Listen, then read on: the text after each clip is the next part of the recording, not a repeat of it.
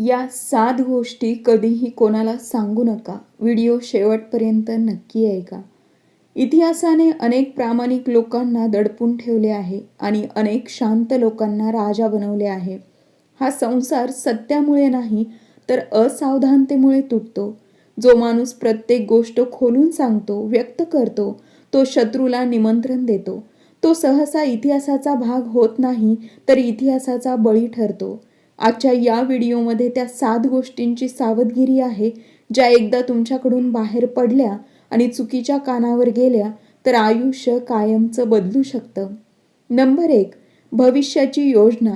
जी योजना एकदा सांगितली की ती फक्त तुमची राहत नाही. जग ती योजना पूर्ण करण्यासाठी तुम्हाला मदत करत नाही, उलट त्या योजना अडवते. जसं कुणाला कळतं की तुम्हाला कुठे जायचंय, ते लगेच ठरवून घेतात की तुम्हाला तिथं पोहोचण्यापासून कसं रोखायचं. योजना म्हणजे बियाणासारखी असते. जर बियाणं अंकुरित होण्याआधीच उघडलं तर ते उगवत नाही. जोपर्यंत निकाल समोर येत नाही तोपर्यंत योजना गुपित ठेवायला हवी. नंबर 2. तुमची कमजोरी. जगाला कमजोर माणसावर राग येत नाही, दया देखील येत नाही, पण ते त्याचा वापर करतात. ज्यांना तुमची कमजोरी कळली त्यांना तुमच्या विरोधात वापरण्याचं शस्त्र मिळालं. लोक म्हणतात कमजोरी शेअर केल्याने नातं जास्त घट्ट होतात. हे अर्ध सत्य आहे. पूर्ण सत्य असं आहे की कमजोरी फक्त त्याच्याशी शेअर केली जाते जे तुम्हाला कधी दुखावणार नाहीत, त्या कमजोरीचा फायदा घेणार नाहीत, आणि असे लोक फारच कमी असतात. नंबर 3. तुमची पुढची चाल, तुमची रणनीती लोकांमध्ये सांगू नका. जो माणूस आपली पुढची चाल सांगतो तो खेळ खेळत नाही, तो फक्त खेळ शिकतोय. शब्दांच्या आधी परिस्थिती बदलली जाते. चाल उघडायची नसते, ती गुपित ठेवा.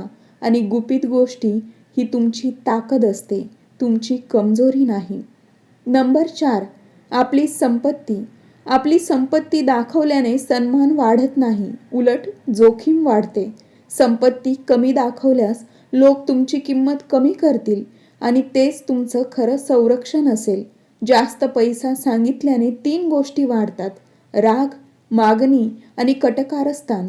पैसा तोच सुरक्षित असतो जो जगाला पूर्णपणे माहीत नसतो, जो गुपित असतो. नंबर 5. आपल्या नात्यांची खरीखुरी स्थिती. प्रत्येक माणसासोबत आपली विश्वासार्हता नसते. प्रत्येक हसणं निष्ठावंत नसतं.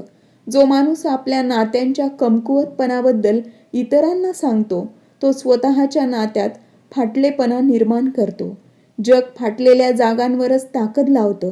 नाते घराच्या भिंतीसारखे असतात, बाहेरून मजबूत पण आतून नाजूक असतात. नंबर 6. आपल्या भीती आणि घाबरटपणाला लपवा. माणसाची सगळ्यात मोठी कमजोरी म्हणजे तो कशाला घाबरतो.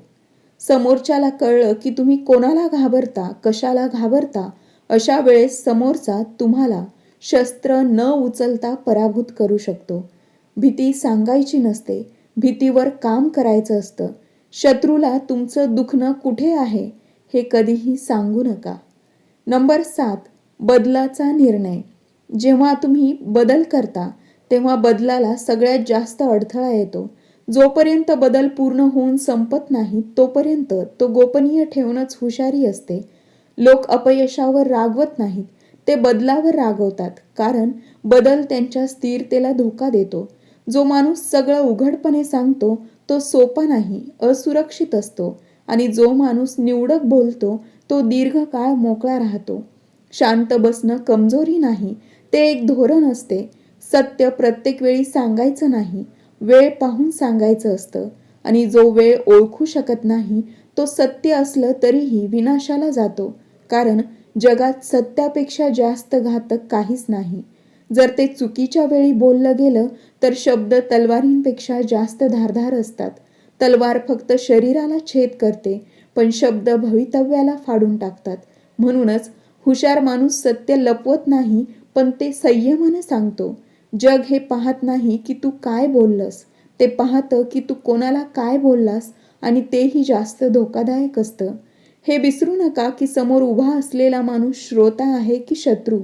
बऱ्याच लोकांनी हा गोंधळ करून स्वतःचा नाश केला आहे.